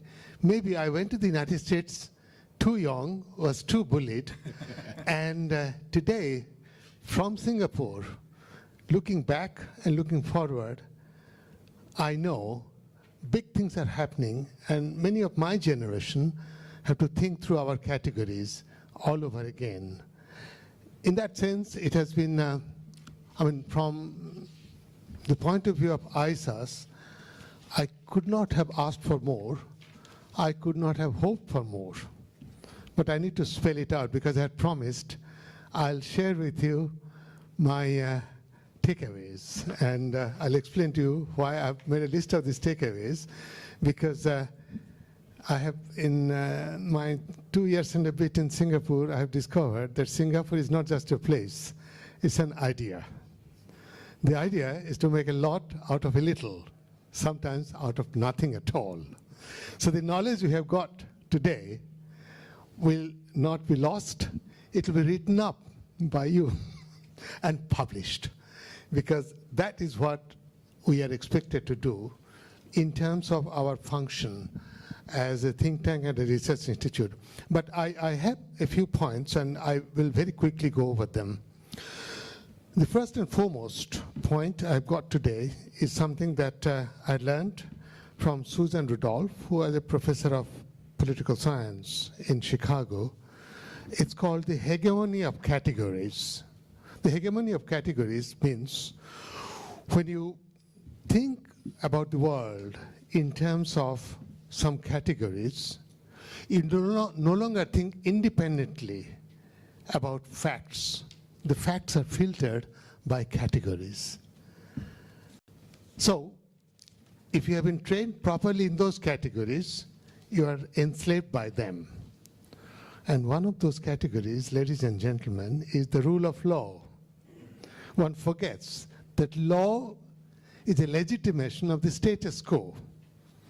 So if you're coming from outside the status quo, well, you will have to question things which justify, which legitimize the status quo. In the old days, when we were all very young, we learned from Chairman Mao, you have to break some eggs if you want to make an omelette. Now, this is what conceptual hegemony is about.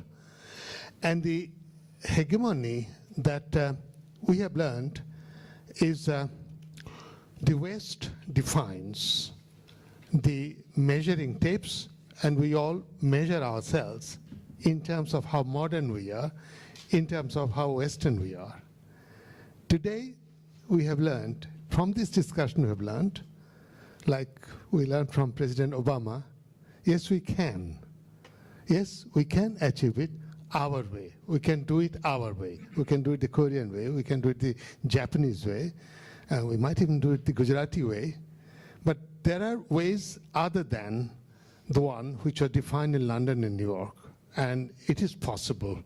Again, same Susan Rudolph, in her presidential address in 1987 to the Association of Asian Studies, said, in Korea, Japan, India, we are talking about societies where the gods have not died, where bread has not become stone, and where new measuring tapes are being created in Chennai, in Beijing, in Japan, in Gujarat.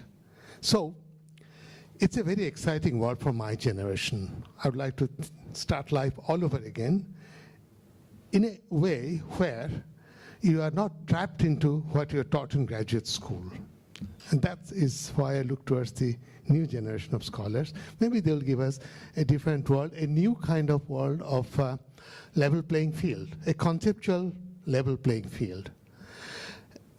And then, after the excitement, after this chorus of beating down the West is dead, after this chorus comes the bickering. Asian century fine, but which corner of Asia?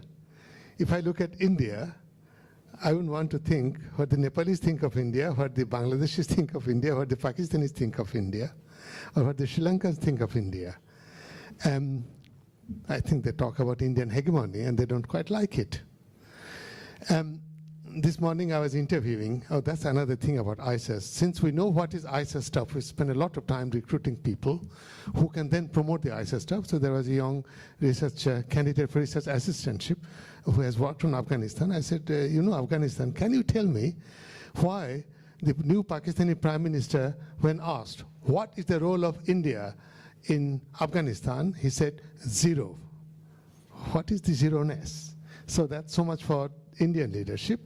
I could go on and talk about the whole Japanese idea of the co-prosperity zone. I mean, some people in Singapore have long memories of it. Or I could just go on and on. We can all be Asians together, but that's when the bickering starts. That is what ISAS has to do. That's what we all have to do. Think beyond the rhetoric of the Asian solidarity. Think beyond the beer hug.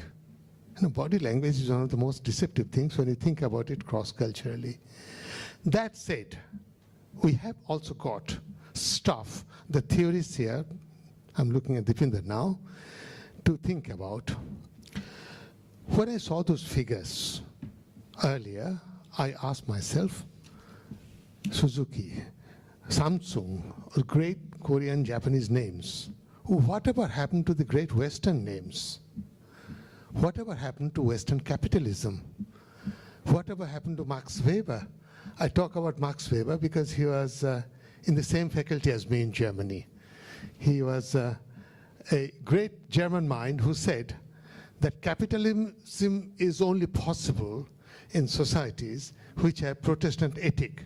Why Protestant ethic? He says because the Protestant ethic teaches us that God gave us hands to work, and those who have the right ethic work hard, and what they save, they invest in more capital. Then there are other kinds of societies where the extra money goes into feeding Brahmins, because that is the only way you can have a better afterlife. So those societies which don't have Protestant ethic can't produce capitalism. How about South Korea? How about Japan? How about Gujarat? They're not very Protestant, but they are getting there. So what is this new knowledge? How to give a face to Asian forms of capitalism? And then I turn from there to all the way to Gujarat. Where did he go? China and Gujarat, or for that matter, the Gujarati model. Might it be, I had talked earlier about Chalmers Johnson, MITI and the Japanese development, the developmental state. Might it be that underneath the democratic bickering India is developing something like a model of a developmental state, where a model of development is emerging, which is supra-political. So that even if you disagree in terms of politics within the system, politics of the system as a system committed to growth is slowly emerging above and beyond politics. I mean, that's something for political economists, I look at Sojin now, to think about and work on. My final point would be that one slide which tells a whole story. Now, that one comes from, hang on, I actually have made a note of it in order from Mr. Park, when I saw him sitting cross-legged, eating with his hand from a banana leaf. It was a very contrasting picture to a profusely sweating Theresa May, just after Brexit, going to India to get support, wearing a sari and folding her hands, enormous hands, to some Brahmins who are also folding the hands. That one was a fake. The picture we got from you is not a fake at all. I mean, the way you have taken culture seriously is something that Asians are able to do.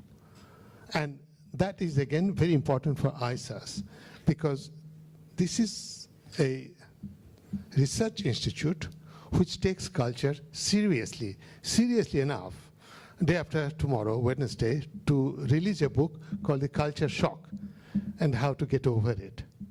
And that is, again, where we have a lot to learn from Korea, and also from Prime Minister Abe-san and Prime Minister Modi. They are not cultural imperialists. They take culture seriously enough to make it appear real and get past differences and look for commonalities in terms of which to talk about differences. Ladies and gentlemen, I will not go on. You have your own list. You can compare your list with mine. What I can promise you is that we don't waste food in ISAS. This food for thought has been very rich, will be carefully harvested, written up, and published. It's also required in Singapore. But to make such a robust day possible, a lot of people have given their time generously, and I need to thank them. I don't need to thank professional academics. We are professional conference goers. That's part of the profession. So I thank you all, but I don't need to thank you by name. But I will thank by name Admiral Kaneda and Mr. Park and Mr. Kojima, because these are very busy corporates, very busy admirals, and they don't have to do this. We have to do it if you want to get on with your career. But these are people who have gone out of their way. And why? I think at the end of the day, we are all attracted by knowledge. And the importance of a place like ISAS is that we look out for knowledge not only from books or primary documents, but from the holders of knowledge, such as yourself, Admiral. Because these are the repositories of knowledge, knowledge which is underwater. And we have got a method here to extract that knowledge from non-conventional sources, translate it into concepts, categories, data, and publish it. That is what makes ISAS such an important place for me, after a long career as a professor, to start life all over again. So thank you very much for joining us. But at the same token, I will also thank the Korean Institute for International Economic Policy, and you have been very good in terms of making it possible for my young colleague to trap you and bring you here. And behind all this is the management board of ISAS, who have given the funds for this, and behind them, of course, are the Singapore taxpayers. I certainly hope we have made it worth their while. And no conference is possible without an events team led admirably by our Jordan, who also moonlights as an academic. And I can't think of an event without an audience. We have sat through this day and enjoyed it with us. So thank you all, and thank you very much. And to that list, Director, I should add you, Professor Mitra, for for shepherding this and making this possible, as well as our anchors, of course, Rupak Barua and Sujin Shin. Thank you very much, ladies and gentlemen. I now... Ambassador, your job is not done yet. We don't let our guests go away without giving them But I was a gift. thinking of formally bringing this symposium to a close and then giving the... All right. Well, depends on you give the gifts or I give the gifts. If you... Jordan, why don't I you would therefore bring the gift to Ambassador, and Ambassador will give them Thanking away. everyone. We have just in time. I mean, 6 o'clock to the dot, actually. But I shan't let you, as the director has said, go away without this token of our affection and love, which comes in the form of some reading material. So we'd like to invite Dr. Chowdhury to present the tokens of appreciation to the invited panelists, beginning with retired Vice-Admiral Hideaki Kaneda. Okay, thank you very much. Not quite retired. Thank you. Dr. Satoru Nagao. And Mr. Eitaro Kojima.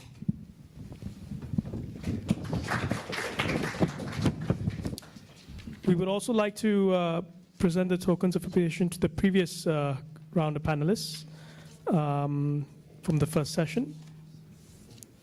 First session. For my guest and Different one? Okay. Okay, okay. All right.